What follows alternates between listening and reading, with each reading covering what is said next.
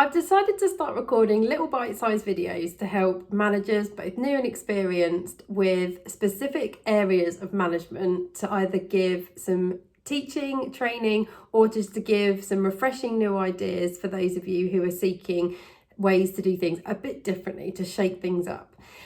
I'm starting today with a little video around setting objectives. Sounds simple, but it is such a crucial area to focus on when you're managing and leading others. And to be quite frank, it's not always an area that people seem to do very well. But for any of us who've worked in the world of work, we will know that without objectives, it's quite hard to know how you're doing, where you're going, what you're achieving.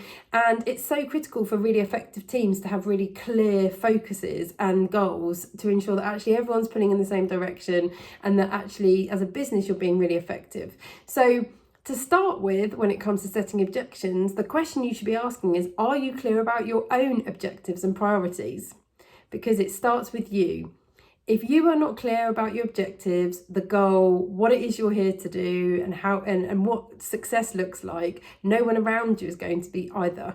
So get that clarity, ask that question of your own manager if that's an area that is currently unfulfilled. Once you've got that clarity and you're clear in your own objectives and priorities, then you can articulate and share with your team. I would strongly recommend engaging your team in those objectives.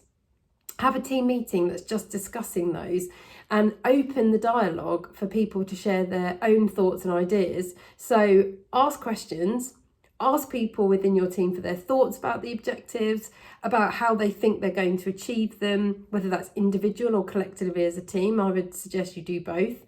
Ask them to share what they think the challenges are going to be and any obstacles. Ask them if they have any concerns. Let's get the elephant out of the room so that everyone's clear and has the opportunity to maybe share some of that anxiety and collectively create the solution together, if a solution's even needed. Often the objective at times for people can feel a little bit unachievable until it's broken down, and it's a great exercise to do together as a team where everyone can support each other and give their own ideas and perspectives. Really ask people to think about what their role is in achieving the objective, and use the time to set your own expectations of people. What are you asking of them? What do you need them to do? What does good look like from your perspective as well as that of the business, so that they know what they're aiming for? And then there's that real clarity there so people can use it as a measure as they progress.